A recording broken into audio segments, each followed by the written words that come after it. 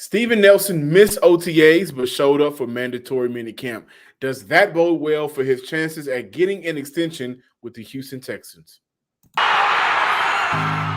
You are Locked On Texans, your daily Houston Texans podcast, part of the Locked On Podcast Network, your team every day.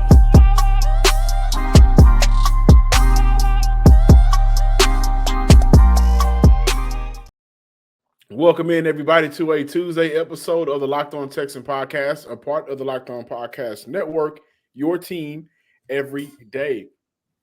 This episode is brought to you by FanDuel Sportsbook, official sportsbook of the NFL. Make every moment more. Visit FanDuel.com/lockedon today to get started. I am John, some sports guy Hickman. Of course, I'm joined by none other than Sports Illustrated's own and credential media member for the Houston Texans, Coley Davis. Thank you if you are a returning listener to the Locked On Texan podcast. We really appreciate it. If you are new, make sure you subscribe, like, and comment to the Locked On Texan podcast wherever you get your podcasts, including Apple Podcasts and Spotify, along with YouTube as well. Before we get started with today's show, I am personally dedicating this podcast to H-Town legend from the SUC, Big Pokey, who passed away over the weekend.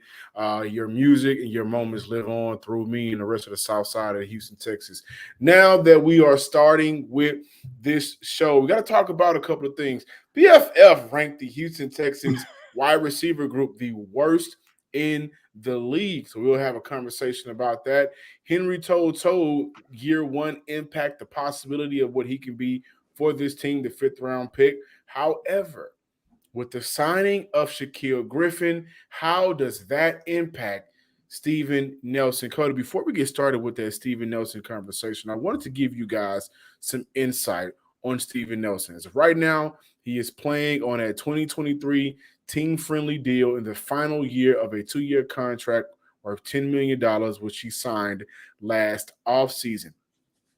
In this offseason, Nelson switched agents, hiring athletes first David Malagueta, who represents top corners Jalen Ramsey and Quandre Diggs. Last season, Nelson played in 15 games for the Houston Texans, registering 52 tackles, 1 tackle for loss, 1 sack, 1 forced fumble, an interception, and 7 PBUs. Now, this is where we get a little bit deeper. Through 15 games, Nelson showed his versatility for the Houston Texans and his values. Through 15 games, only 24 yards per game, 2.2 catches per game, only allowed 1 touchdown. 51 yards was the longest completed pass he allowed all year, according to PFF. 4 games with 0 yards allowed. And this is one of the numbers and stats that I really love the most, Cody. The 836 snaps lined up at corner was expected. But did you guys expect for Steven Nelson to line up around the line of scrimmage by the defensive line 59 times last year? He also played a good number of snaps in the slot as well. When we look at what Steven Nelson was able to do for the Houston Texans last season, and with the arrival of Shaquill Griffin, guys, I'm going to come out and say it plainly and simply. I value Steven Nelson higher than I would a Shaquill Griffin. And I think that when we look at his productivity for the Houston Texans last year, how he stepped up when Derek Stingley was not playing due to the injury and that limited cornerback position. How many times did we say last year, the front four not get it done, the linebackers look bad, but the secondary for the Houston Texans was undoubtedly the best group on the defensive side of the ball, and you can make a case, the best group for the entire team. Steven Nelson played a huge part in that, in his role, being cornerback 2, and at times throughout the year, being cornerback number 1. I think that when you look at the possibility of getting an extension, Cody and listeners and viewers, extend it for another 2 years, maybe up to $25 million, $30 million, around that range. But he's a guy that I think the arrival of Shaquill Griffin is good. He could be a very good depth piece. And maybe throughout camp, you look at some of the other guys like Tavier Thomas, and maybe you look at their value and say to yourself, well, he's a more talented player. We can move on from this type of guy. But Steven Nelson for Houston did wonders last year, given the situation, given the coaching, given the scheme as well. Bring him back, get him on that extension, and move forward with this process. I'm also an advocate of I don't think they're in a rebuilding process anymore. I think they are in a building process, and he can be a part of that. I like Steven Nelson. I really do. I'm on board with him getting his money. But when I look at the addition of Shaq Griffin, I think it's really going to come down to who they're going to value more, Griffin or Nelson, because both of these guys are just about at their best the same type of cornerback. You look at Shaq Griffin. This is a guy who's a Pro Bowler. At his best, he is a Pro Bowl caliber defensive back, and that took place in 2019. Don't want to go over the numbers too much because we have talked about that a lot here on this show, but really quick, career highs in 2019, 65 tackles, 13 pass deflections, and he was basically consistent the next 2 years when he closed out his career in Seattle, and then the first year in Jacksonville, he looked pretty good, looked like their Pro Bowl caliber cornerback from 2019. However, last year was the worst year of his career because he went through a devastating back injury that limited him to only 6 games with the Jacksonville Jaguars, and that led to his early exit in Jacksonville, which led to him signing with the Houston Texans for this offseason. Now, before moving on, John, listeners and viewers, I know a lot of us hear this a lot. Former All-Star, former Pro Bowl caliber player, former All-Pro player gets hurt, and the year that they believe is going to be their healthiest year, they all say the same thing. I want to get back to the player that I was prior to the injury. Griffin said something similar, but it was something about his demeanor, something about his delivery that made me believe that he's coming here in the city of Houston with a new mindset. Yeah, I feel like in the beginning, I think it was the toughest. Understanding being away from football was tougher than most people might think.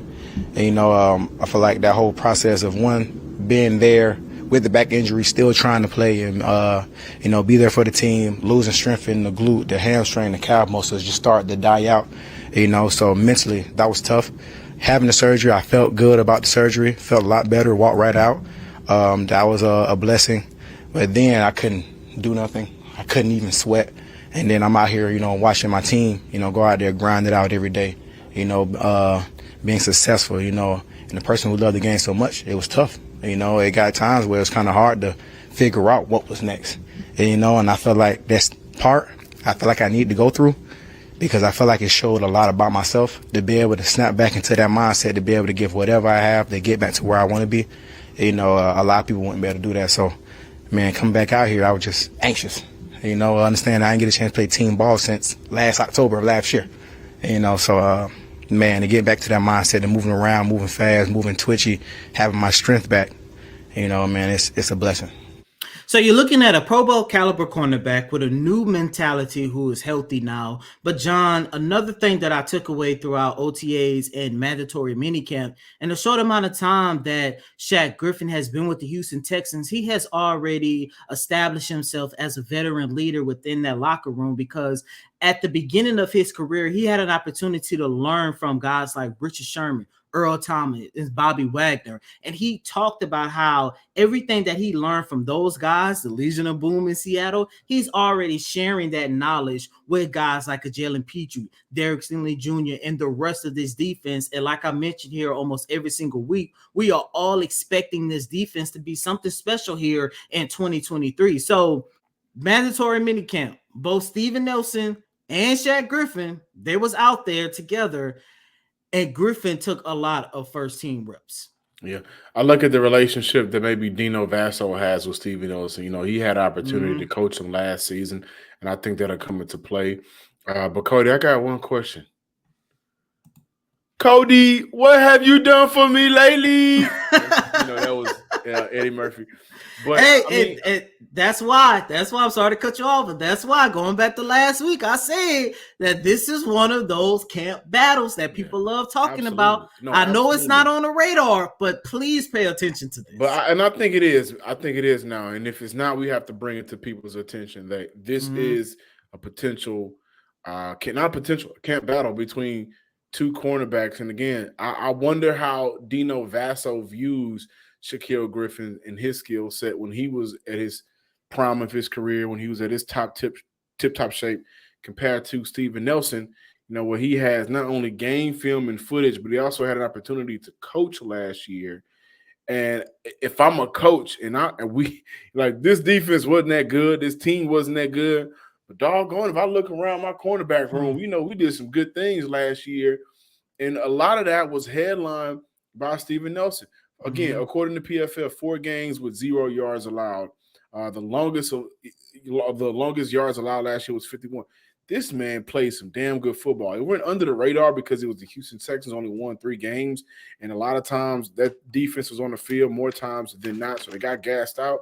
But he played some damn good football. I'm looking at Shaquill Griffin, and my question is this. The Legion of Boom veteran approach that you can bring to this locker room is phenomenal. That's amazing. I get it.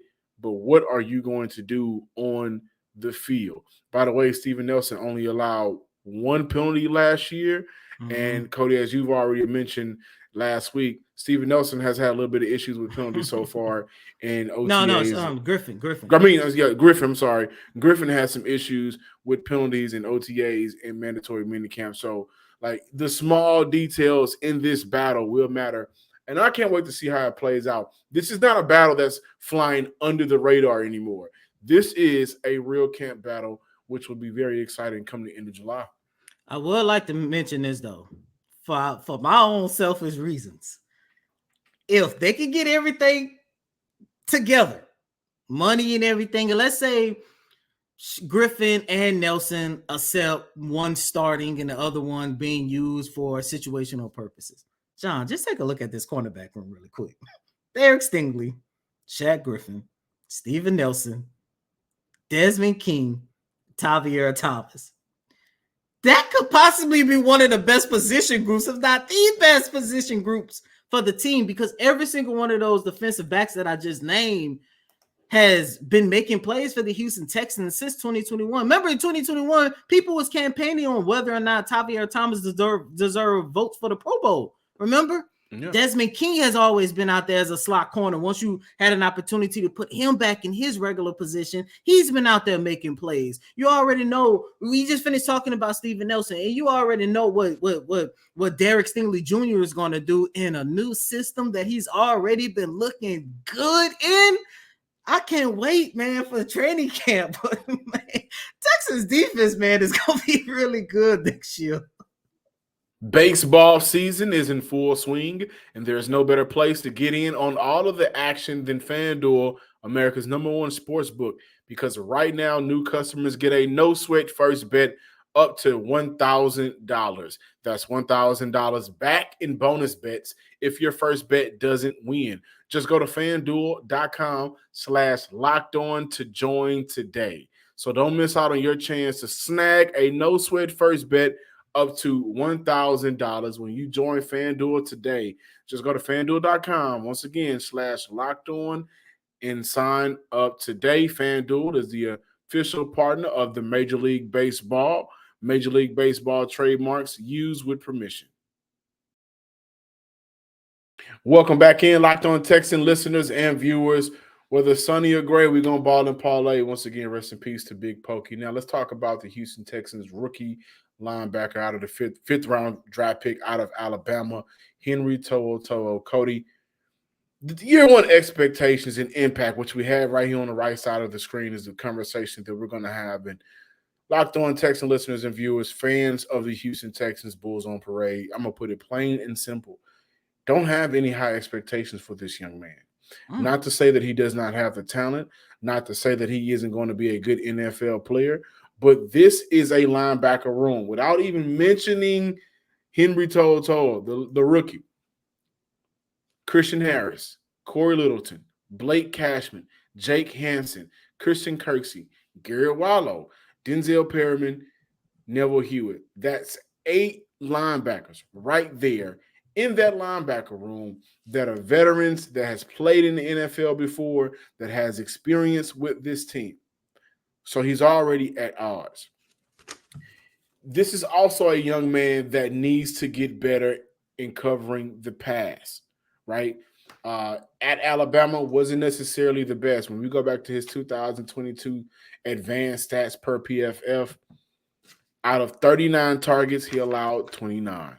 He also allowed a passer completion rating of 74 and a passer rating of 89.3. That's number 2, right? So he has to get better in that area. And also, once Houston starts making these cuts from this roster, they are going to need some of these younger bodies to fill in with some of these vets that they want to keep around on special teams. So when I look at his impact, guys, I don't see him getting a lot of opportunity to be out on that field defensively consistently, right? But I do see him being out on the field for defensive for special teams. Just going out there, flying around the field and making stops, whether that's on a punt return or kick return. Being able to get acclimated to the NFL speed and playing their linebacker position for the Houston Texans. So I'm going to wrap this up by saying, as much of a good player that I think Henry To'oTo'o can eventually turn into, it won't be this year. I don't think so.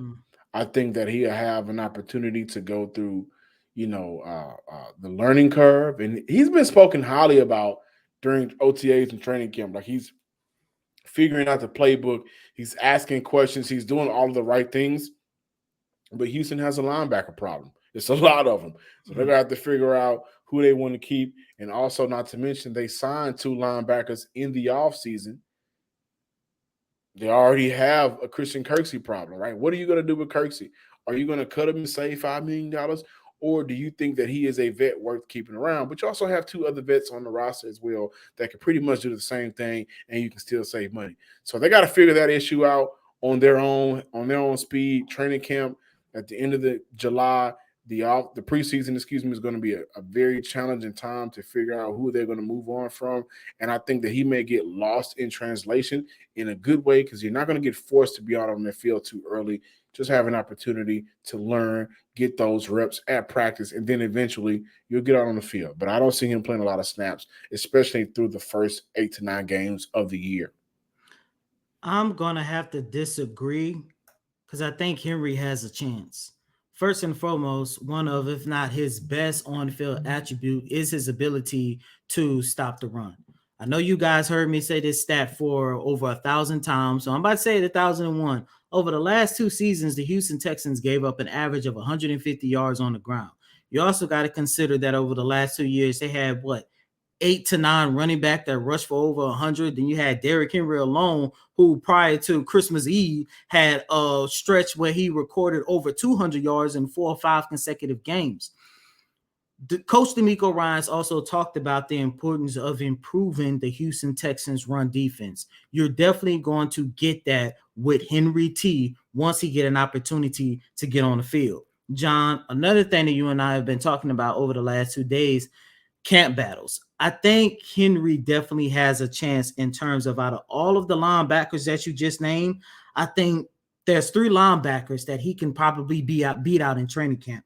Blake Cashman, Garrett Wallow, and definitely Jake Hansman, who, correct me if I'm wrong, but I do believe Coach Lovie Smith saying that one of the reasons why he brought Jake here is because he was one of the last guys that he actually recruited to Illinois prior to his demise. So what's funny about that, Coach DeMeco Ryans said during rookie minicamp that part of the reason why Henry T is part of the Houston Texans now is because that is somebody that he has been looking at ever since his days going back to Tennessee. And of course, for you guys who don't know, Henry played his first 2 collegiate seasons at Tennessee and then transferred over to Alabama.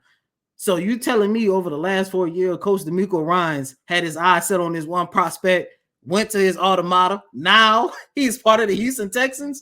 Yeah, I think that might be a little bit of favoritism that might go on there. So I think he really has an opportunity to make an impact as a rookie. John, this is one of those dark horse camp battles that we're definitely going to keep our eyes set on, which, by the way, fun fact about Henry too, and I think this also goes into his ability to stop the run. He was recruited coming out of high school as a running back.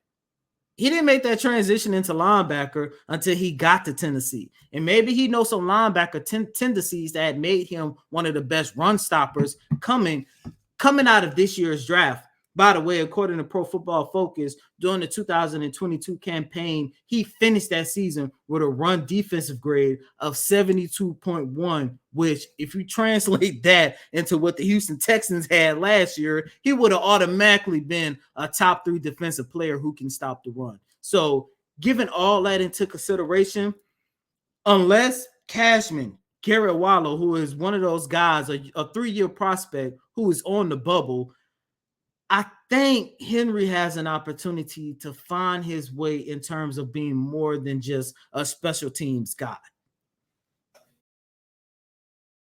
Welcome back in, Locked On Texan listeners and viewers. Thank you guys for checking out today's show. Be sure to subscribe, like, and comment to the Locked On Texan podcast.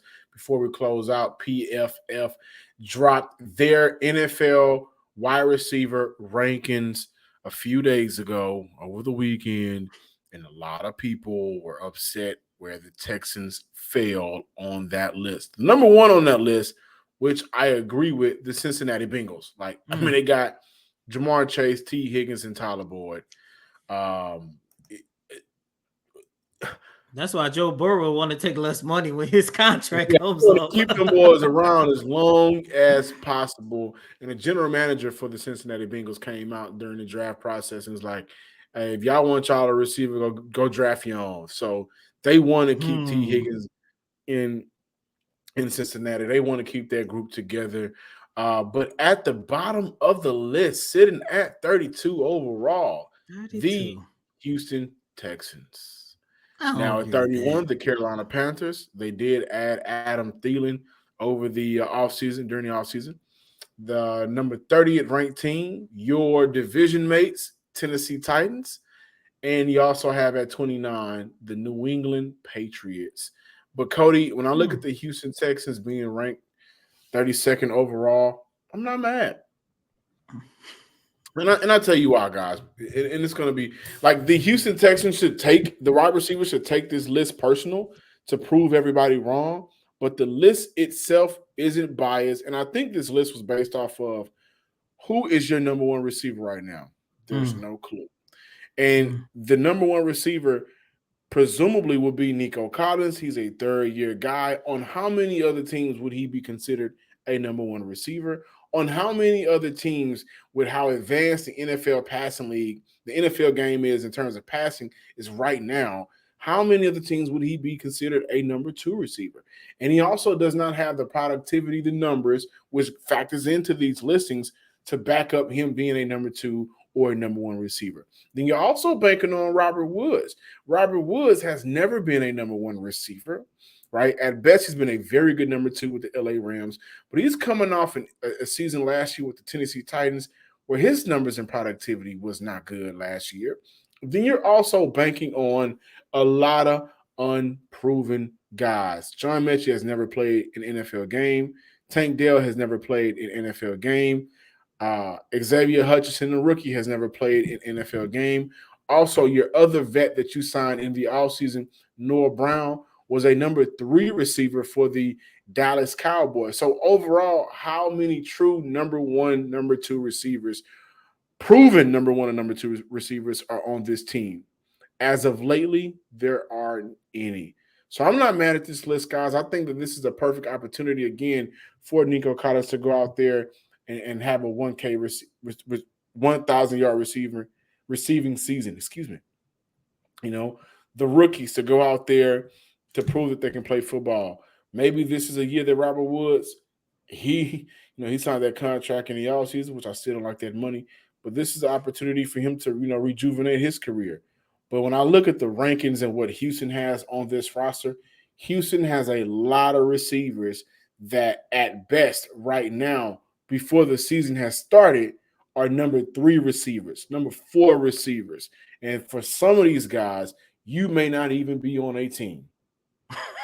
Good Lord, John. I like the way you broke it down like that because at first I was going to break it down in terms of, whether this receiving core is better than what the Panthers are working with, better than what the New England Patriots are working with, which in my opinion, probably not. But John, the way you broke this down brings me back to our rapid fire question as to whether or not at the end of the season, will the Texans regret not drafting one of the top wide receivers or signing one of the top veteran wide receivers in free agency? Because a lot of us are banking on Nico Collins, and we're not just banking on Nico Collins' talent, which I don't think is the question, is whether or not he can stay healthy.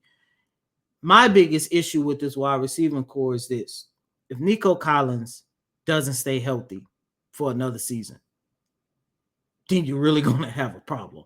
I'm not big on Robert Woods. I do believe Robert Woods is just a guy who's just going to be a legit veteran for not just that position group, but for this whole entire team. Because yes, they probably have moved past the rebuilding phase. John, you put it as a building phase. I expect the Houston Texans to go out there and compete, but you also got to consider that a lot of these guys that they are banking on, they are still young. They're still going to be trying to find their way in the league. And you need a veteran like a Robert Woods, especially after the departure of Brandon Cooks. Outside of those two names, you have Noah Brown, who I'm not too sure what version of Noah Brown you're going to get, because I do believe Brown makes the roster. I do, and I understand that he had a career season last year. I believe he finished with like 500-600 yards. But a lot of that was because he was playing alongside CeeDee Lamb, and due to the injury of what's my guy name, Amari Cooper? No, due to the injury. No, Amari Cooper's with Michael Gallup. With Michael Gallup, because Amari Cooper is in Cleveland. Due to the injury of Michael Gallup, I think that's part of the reason why he was open a lot for Dak Prescott, because he was playing with CeeDee Lamb, one of the young rising wide receivers in the league. So everybody else is a question mark. Look, I love John Mechie, but once again, you got to tamper the expectations that you have for this young man, at least for this upcoming season. I like Xavier Hutchinson, but how much expectation, how much responsibility do you place on his shoulders? Same thing with Tank Dell. Like, how much responsibility are you going to place on their shoulders as rookie? As of right now, the wide receivers, they have looked really good in OTAs, mandatory minicamp, but like I keep mentioning, they are still just playing in shirts and shorts. A lot of that's going to change when you put those pads on, and then a lot of that's going to change come joint practices with Miami, with the Saints in preseason. And then, of course, that's going to definitely lead up to week 1 of the 2023 campaign. So, listeners and viewers, fans, I hate to say it, I agree with this list because there's a lot of uncertainty. I'm mad at it. Thank you guys for checking out today's episode of the Locked On Texans podcast. Be sure to follow us on Twitter at Locked On Texans. Like, comment, and subscribe on YouTube as well under Locked On Texans. And shoot me a follow as well at John_Hickman12 on Twitter. And as always, I'm your host, Cody M. Davis. Please remember to follow me on Twitter at CodyDavis_24. Once again, that's Cody, COTYDAVIS_24. Do me a favor, guys. If you got the opportunity, go jam Hardest Pit in the Litter. Once again, rest in peace, Big Pokey, man. Forever in our hearts. Thank y'all for checking out today's show.